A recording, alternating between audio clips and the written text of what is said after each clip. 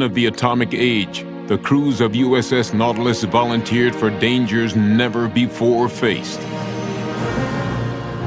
Nautilus was the first nuclear sub. They drove her to untried depths, stayed down for weeks at a time, went where no one has ever been. They were exposed to radiation that they were told could affect their children's children.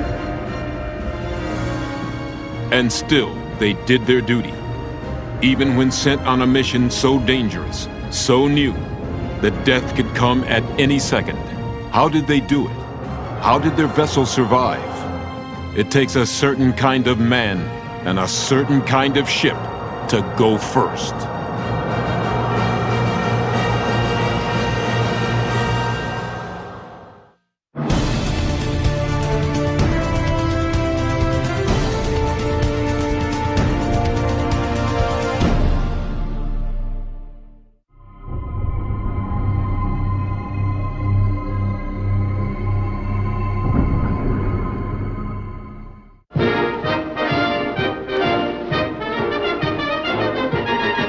Months of intensive work on the construction of the world's first atomic-powered vessel, USS Nautilus, has come to a brief halt on this morning of January 21st, 1954. This huge, awe-inspiring, for all the celebration at the launching of USS Nautilus, no one really knows whether it's going to work. 5 years of effort and political infighting have either produced a wonder weapon or an economic and scientific disaster. She will be powered by a nuclear reactor with all the explosive uncertainties of a science in its infancy. The power plant of the Nautilus is the most powerful submarine engine ever built. It could supply the electrical needs of a small city. Driven by this power plant. Many of the dignitaries don't see a nuclear sub as a priority. They would have waited 12 years before she was built. Standing opposite them are the visionaries who fought uphill to build a ship that can rewrite all the books of naval warfare, if it works. As a sailor, I recognize this ship as the beginning of a new chapter in the history of sea power. Nautilus promises to fulfill the dream of Jules Verne's 20,000 Leagues Under the Sea. That Nautilus was propelled by a power past imagining. This new power can change the face of the world, can raise up a new and better civilization. There we go, hit it. In her voyage now begun, the Nautilus bears the hopes of mankind.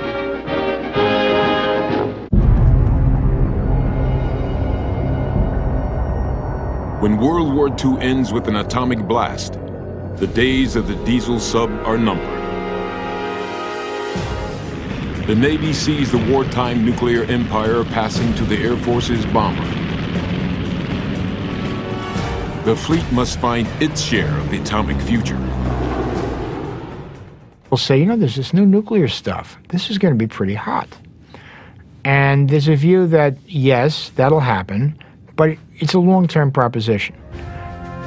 What turns it into a short-term proposition is a wiry, iron-fisted martinet who has never seen war action or commanded a vessel larger than a minesweeper. An observer writes of Captain Hyman Rickover. He believed the shortest distance between 2 points was a straight line, even if it bisected 6 admirals. He was a driver. He was going to solve the problems, and he was going to move anyone who was in the way out of the way if he possibly could. Captain Rickover comes into this meeting where everyone is complaining that no one wants to finance this stuff. And he says, not my problem. Everyone thinks nuclear power is the future. It's going to be the big civilian power source. So all of these companies are willing to finance everything themselves. They'll build the labs for us. The other thing about Rickover is that he's figured out that his technology is a lot more mature than anyone imagined. He can start designing a real naval reactor, and he can build it. That program was approved in 1954. The natural platform is a sub. Part of the reason is it's a very powerful plant for a sub. It would have been peanuts for a larger ship. A Nautilus produces about 15,000 horsepower. For a destroyer, you'd need 60 or 80. For a carrier, you'd need something like 200. A nuclear reactor will allow a surface ship to sail longer, but the benefits of this technology will be far greater for diesel subs, which aren't true submarines because they need to surface for air. They're really just submersibles. You've got to understand what a submarine was before Nautilus first. She has a battery. When she's underwater, she lives on the battery. So that means that no matter how fast she wants to go, there's some point, usually after about an hour, that the battery gives out. So one of the big anti-submarine tactics before Nautilus is exhaustion. If you can keep the sub down for, say, an hour or so, if she's at low speed for a lot longer, eventually the battery runs out, she's forced to the surface, she's helpless. With a nuclear sub, forget it. The boat taking shape at Electric Boat Company in Groton, Connecticut, will be powered by a reactor breathing no air. She will carry a years-long fuel supply the size of a football and weighing only 10 pounds. She will be able to run submerged for as long as her food holds out, and her submerged speeds at full power will equal or be faster than surface speeds. Rickover was very well aware of how much you had to test before you could build, but also aware, because of the Cold War, of how urgent the whole project was.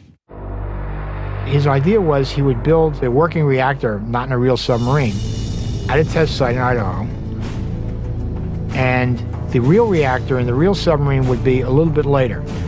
And that way he would uncover any design errors.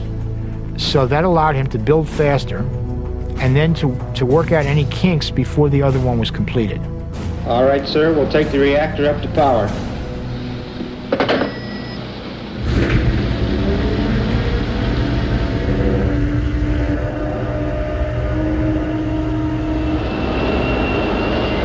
Safety rod's out at 10:21.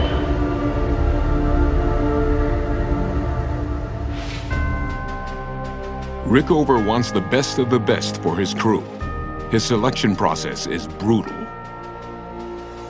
1950, when I went to submarine school, we had an assembly, and then Captain Rickover came down to talk to the class. And he talked to them about this idea he had of having a nuclear submarine. And I leaned over to my seatmate and said, "You don't ever want to go to the first one because it'll have all kinds of problems. You wait and put in for the second one." But it was a new venture, and no one really knew what might occur. Even so, volunteers pour in for Nautilus, certain that in a few years, everything from automobiles to toasters will be atomic-powered, and that their training will give them an enormous advantage in the post-Navy civilian world. We thought that there would be something that we'd like to get into. We've been on the World War II boats, and they pictured the Nautilus as being something like Jules Verne, and that intrigued us. That's why I volunteered, yeah. But Verne's Nautilus had not been powered by a force that had already leveled cities.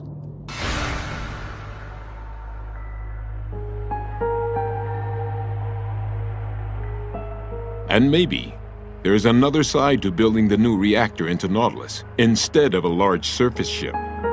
The United States and its nuclear program cannot tolerate any public tragedies. If there were to be a nuclear tragedy, better it should happen under the ocean.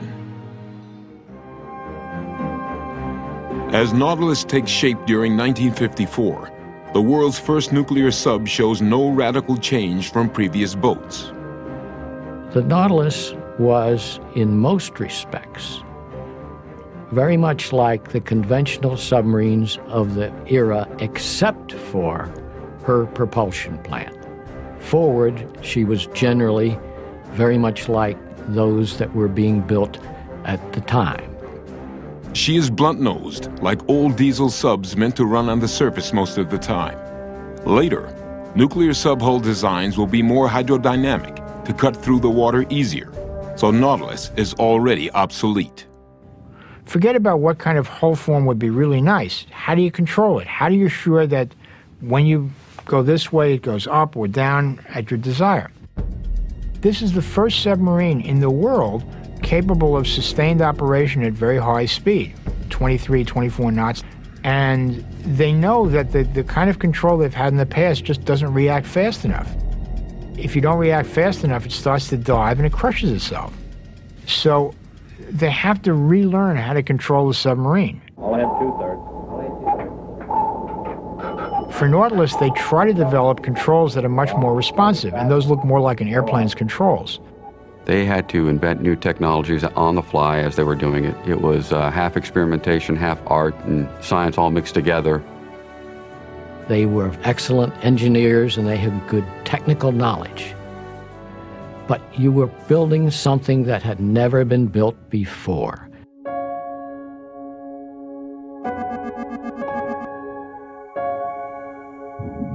Finally, on the morning of January 17, 1955, Nautilus puts to sea for the first time.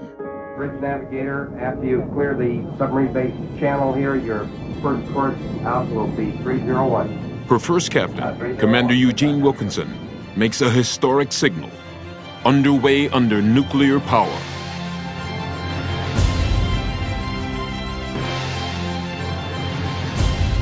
We steamed down the river, and banks were lined up with school kids. They had turned all the school kids out so they could see the boat go to sea.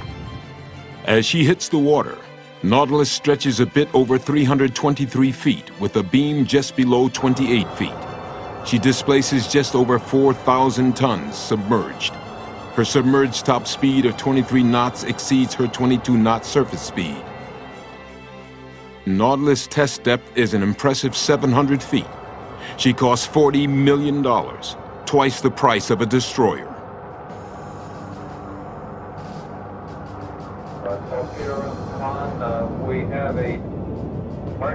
Nautilus isn't just a test ship for her power plant. She carries 6 forward torpedo tubes and 26 torpedoes, so she can also prove herself as a weapon to fight the Soviets, if her design works. Nautilus roars into her sea trials on May 10, 1955. The old submarine hands are astonished by their accommodations. My bunk on the K-1 was a bunk that folded out alongside a torpedo.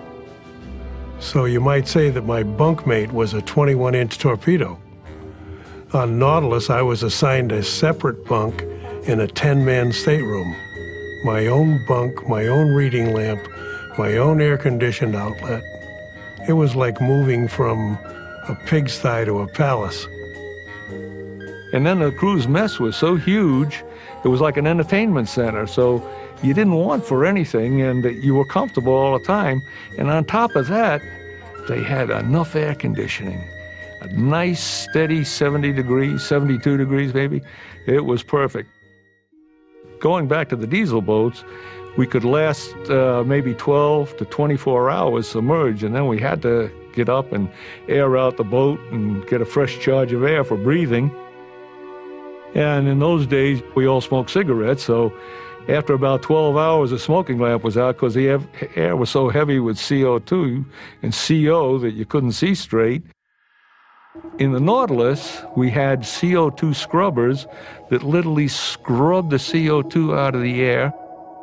And once you went down, you were good to go. You had the equipment there to revitalize the atmosphere. You had fresh oxygen being bled in the ship. There wasn't much that we asked for that we didn't get. It was like we were kind of pampered, I guess.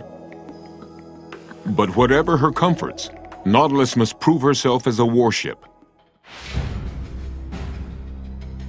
During July and August of 1955, a state-of-the-art U.S. anti-submarine carrier force prepares to hunt and defend against her in her first fleet exercise efforts. Lower the ball. Ball going down. The stakes are high as surface ship officers get ready to assert their dominance against the new weapon. Nautilus must justify her existence.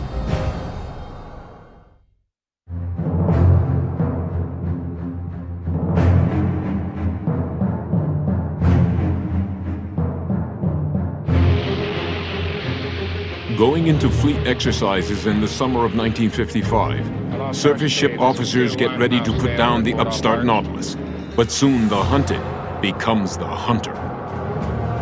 Nautilus is a wonder weapon. They discover that they can play games against surface ships. First tee, this is rather slow, 8-2. Sonar contact bearing 067, range 100. Echo quality sharp, echo strange strong. Range 100. They can show up somewhere and show themselves, put up a periscope. Surface ships start running towards the periscope and they show up somewhere else. Lost sonar contact, last bearing is 162, last range 2700. It was kind of funny because they wouldn't know where we were. We'd run all over the place, and you know, you make believe like you sink them, and then you tell the boat that they're sunk, you know. So it was something really new because we could outrun the surface craft and everything submerged. Submarine at first to be turning away from us. Bridge recommend increasing speed to 20 knots. Although the surface ships are in theory faster than the sub, in fact, in any kind of sea state, they're not.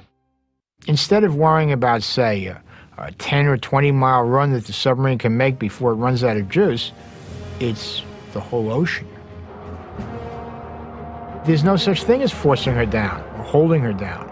It's a submarine which is as capable as a surface ship, for the first time that anyone's ever experienced, in some ways more capable.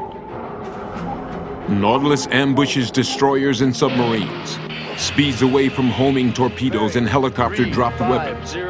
She overtakes speeding carrier groups submerged, attacks them at will, and remains beneath them undetected for 15 hours without challenge. First tee, this is rather slow, 8-2. Lost contact. We speeded up and got under the screen, and we could simulate shooting one ship after another, and we got them all. Not all the surprises are pleasant. The Nautilus crew of 12 officers and 105 enlisted men fight unexpected threats. The new design is full of near-fatal surprises.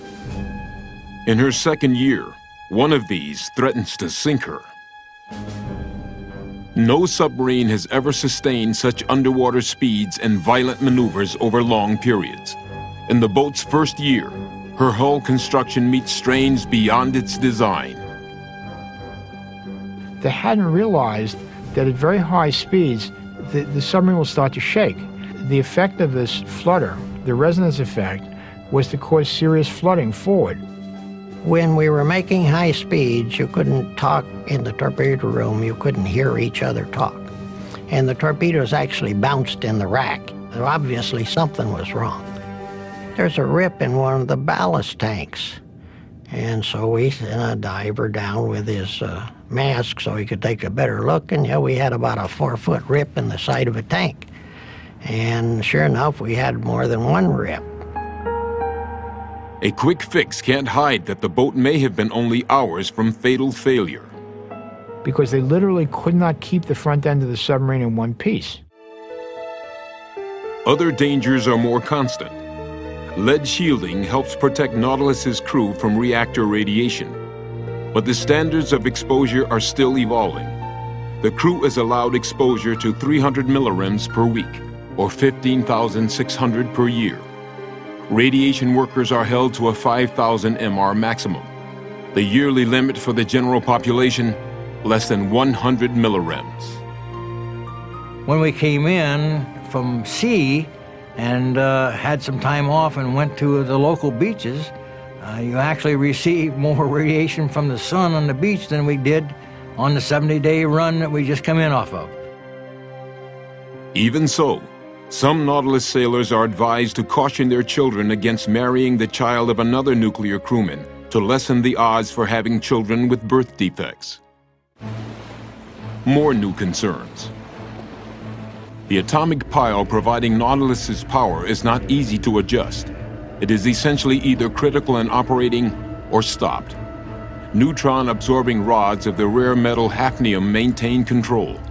There's not the instant response of pushing a brake or accelerator. In these pre-computer days, the Nautilus technicians must achieve the crucial equilibrium by hand. Every system aboard seems to have some sort of potentially fatal balance. But she continues to impress. We were setting records every day. Fastest trip, longest trip submerged. Every day was a new record for the Nautilus. SS-571 passes another huge technical milestone as her first 10-pound nuclear core lasts beyond expectations. The atomic power endures over 2 years and drives the boat 62,560 miles without refueling. The Navy has a sub that could stay submerged for an entire war, if the crew didn't have to eat. And now it's time for the new weapon to step into the middle of a Cold War.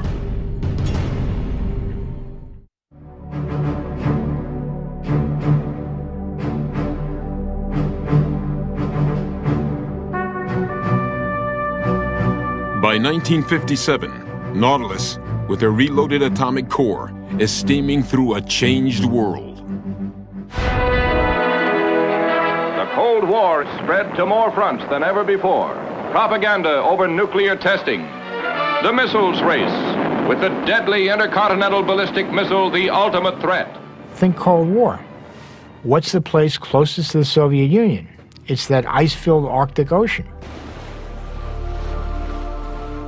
And there was considerable interest after World War II in whether the Navy could operate freely in the Arctic.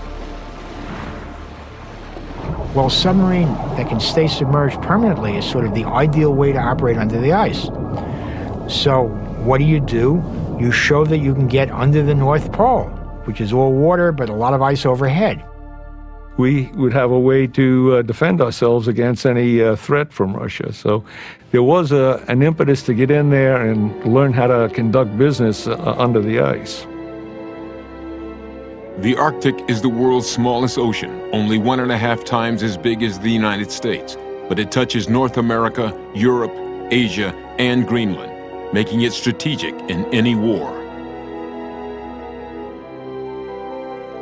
President Eisenhower orders Nautilus north on a critical mission to transit the Arctic ice cap and gauge missile warfare possibilities. The voyage is dangerous.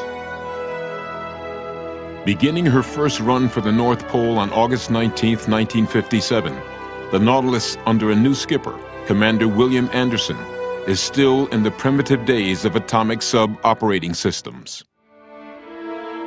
The age of global positioning satellites is decades away. SS-571 is poorly equipped to deal with the special dangers of Arctic navigation, especially for a voyage spent entirely under the ice cap, cut off from radio signals and the stars. Navigating in the Arctic Basin is difficult at best, but the closer you get to the pole, the harder it gets. And here we were with pretty antiquated equipment, really. A magnetic compass that points not to the North Pole, but it points to the magnetic North Pole, which happened to be south and west of us over towards Hudson Bay somewhere. So that isn't much use getting to the North Pole. If you think about how you're going to get out of the Arctic Basin, you want to go south the way you came in. But if you can visualize all those longitudinal lines coming up to the point at the North Pole, then each one of them represents a direction south. South to Russia, south to Canada, south to Greenland, south to England. Which south do you like? As for sea charts, the spaces under the polar ice remain as uncharted as the center of the Earth. There are fears of navigation failures, leading to what sailors call Arctic roulette. A sub without functioning directional devices circling lost and beyond communications under the ice pack until all aboard die. On August 29, 1957, Nautilus passes beneath the Arctic Circle to attempt her first penetration under the ice. Her numbers have been painted off to keep her mission and her identity secret. Captain Anderson is dealing with dozens of chilling and unanswered questions. How unpredictably deep and jagged is the ice above? Could the sub be fatally trapped between the ice and ocean floor? They really weren't sure what the ice coverage was going to be in the new area that they were exploring. Unfortunately for them, the ice forms and changes shape continuously. So even though you saw a block of ice here now, if you came back to it a half hour or an hour later, it had changed shape. So to use the ice as navigation aid was perilous. Fathometers are placed both below and above the sub, one bouncing sound waves off the bottom, another off the ice. The results are transmitted back to the sub like an echo of pinging sound waves. On board, sonar technicians analyze the echo to create a profile of the space through which the submarine travels. We were trucking along under the ice at a pretty good clip, and all of a sudden, we lost our gyros. A fuse had blown in the gyro circuitry and dropped the main gyro off the line. We didn't really know where we were, didn't know which way south was, didn't know which way the opening was to the Greenland Gap. So we were navigating with thermometers, with fathometers, anything that anybody could think of, dead reckoning. That took us 74 hours to get out from under the ice. And it was a very trying time for the crew. You know, being lost under the ice and trying to figure your way out it's not good. On her way out, an aborted attempt to surface results in 2 badly bent periscopes. Now Nautilus badly needs refitting, and her first crack at the North Pole ends as she runs back home. She won't be gone long, and her dangers have just begun.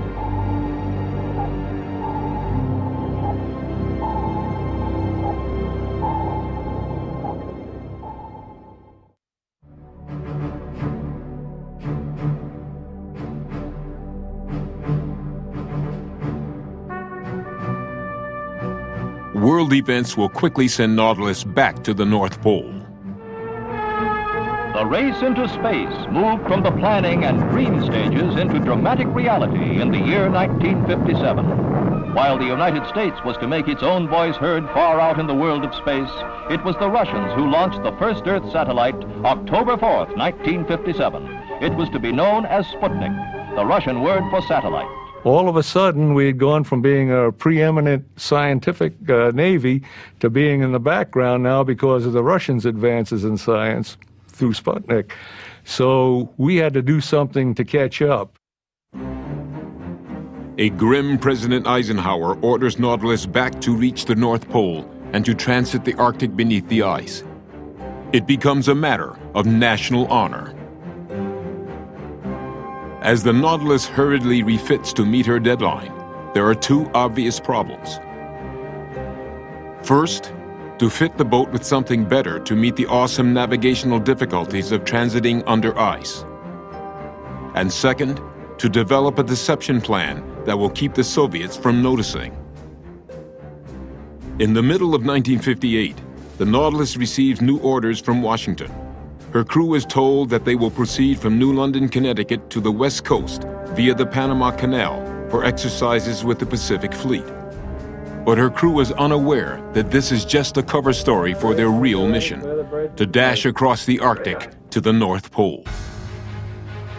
Expecting a return home for repairs, her surprised crew learns that the boat will steer instead for the Aleutians, cross the Bering Sea and the Chukchi Sea, and head across the North Pole.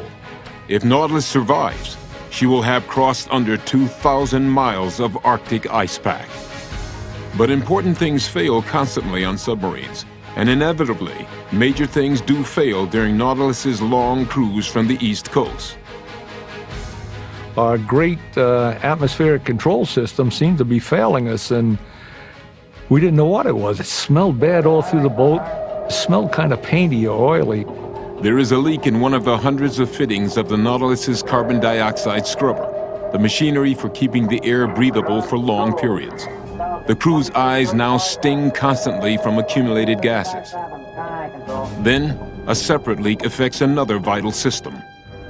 Although powered by a nuclear reactor, Nautilus is still a steamship. The water heated into steam in the boilers must flow through convoluted piping and back into a main condenser as part of a critical cycle to keep power surging reliably. We developed a saltwater leak in our port condenser, and we worked hard to try and find that leak, and no amount of investigation would reveal exactly where the leak was. And we were looking at like 2,000 condenser tubes and trying to figure out which one was leaking. Making a fast stop at Seattle, the Nautilus crewmen try a not-in-the-book fix for the condenser leak. The captain came up with that we should get some stop leak, radiator stop leak. Maybe that'd do the trick. And so he and Lieutenant Early, our engineer officer, got several sailors to go ashore and buy some stop leak at the auto stores. The crew is dropped to shore after they are ordered into civilian clothes to avoid drawing attention to this special critical mission. They got all the stop leak they could buy. I mean, bottle after bottle of this stuff. They brought it back and we dumped it into the condenser, and wouldn't you know it, wouldn't you just know it, it worked. It stopped the salt water leak.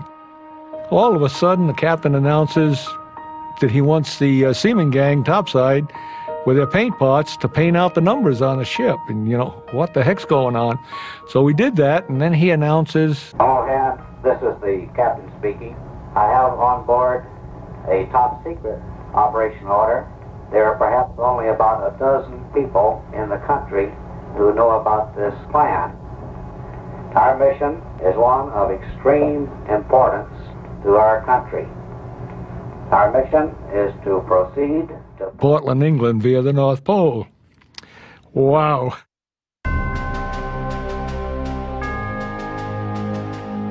On their second attempt at transiting under the Arctic ice by way of the North Pole, Nautilus crewmen try to better prepare for the danger that they know awaits them. They have taken aboard Dr. Waldo Lyon, an under-ice expert from the Arctic lab, along with improved navigation equipment. A North American Aviation N6A inertial guidance system. It was an old Air Force program. It was a nose cone from a Navajo missile. The missile guidance system is designed for very high speeds for very short periods of time. We were doing just the opposite. We were going to go on relatively low speeds for a long time. And our concern was this thing going to run for months? On the Pacific side, bottom depth is a problem. We had to come back around on the eastern side of St. Lawrence Island to even get up through the Bering Sea, through the Bering Strait into the Chukchi Sea. We underran an ice ridge that gave us about 20 feet of clearance, and we didn't like that. We went deeper. We underran a second ridge, which gave us a clearance of about 10 feet. We're getting into trouble. It's like a sandwich. The bottom is one slice of bread and the ice is the other slice of bread, and there's not much between. The echoes out of the sonar boxes come faster and faster as the space between the ocean floor and ice above close ominously. There is no hope of surfacing and no possible radio contact. The crew of the Nautilus struggled to keep their focus as they begin to wonder and worry if they are destined to spend the rest of eternity in the cold, silent darkness under the North Pole.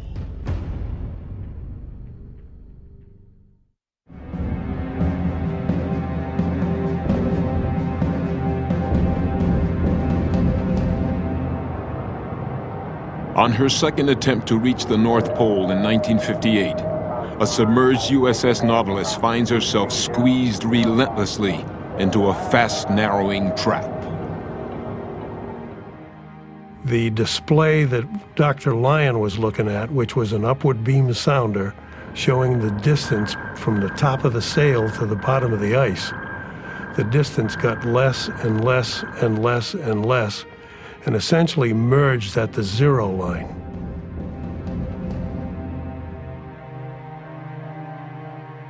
And it was almost a reaction that you would expect in the attack center where all this was taking place. All of us kind of scrunched our shoulders down as if we were trying to pull the top of the sail down under that piece of ice. With only 20 feet between the stern and the bottom, it wouldn't have taken much of an up angle before we were dragging the screws in the mud.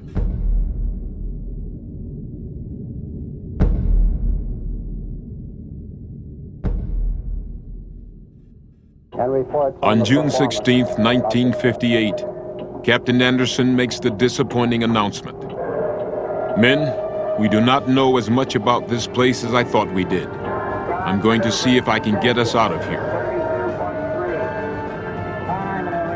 Dr. Lyon's display started showing increasing water between us and the ice ridge.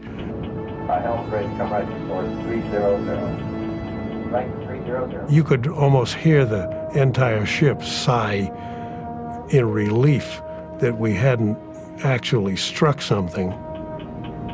All ahead full. All ahead full. Nautilus's second under-ice thrust to transit the Arctic has failed. Washington orders Nautilus to Hawaii.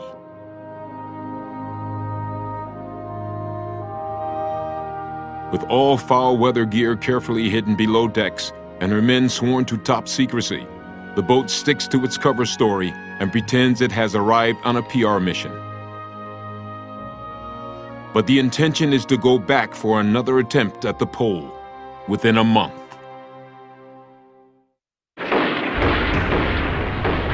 The dangers of the return trip multiply as a Cold War crisis explodes across the world in the Middle East when President Eisenhower rushes forces into Lebanon to bolster its pro-Western government.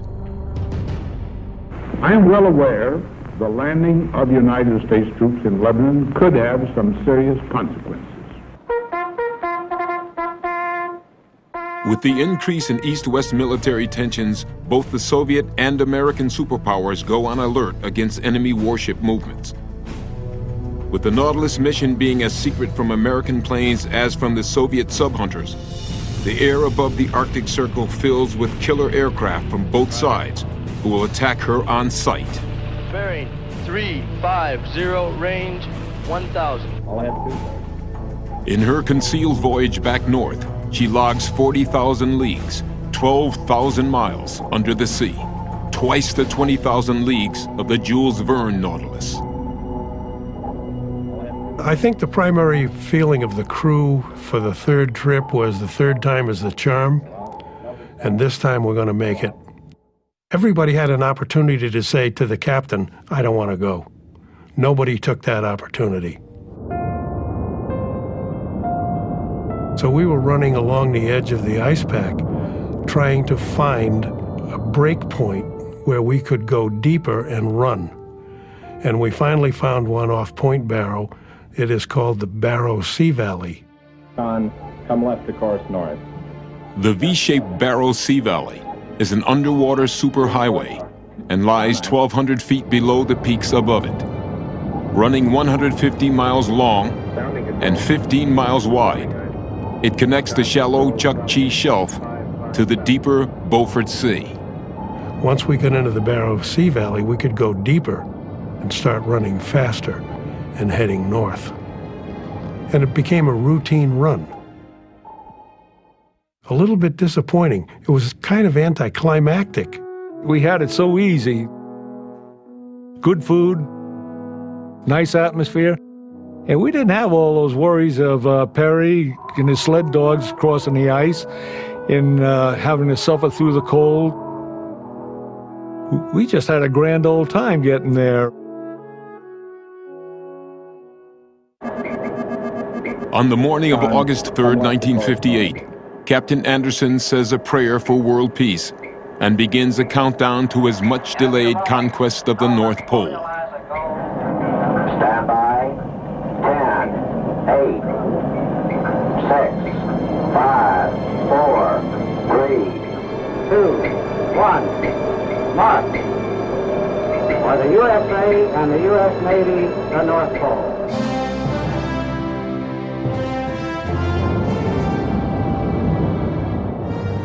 And then we had a celebration in the cruise mess. We had a North Pole cake. Santa Claus came aboard, and he was a little bit bent out of shape because we're interrupting his summer vacation. We were met by a helicopter at the appropriate time after we had surfaced, and the captain was flown back to Washington, where President Eisenhower made the official announcement of the completion of this trip. The crossing itself took 4 days. The distance covered was 1,830 miles. And I don't think it hit anybody real hard until we got to England. And the people were mobbed waiting for us. Gee, what have we done? It was beyond us.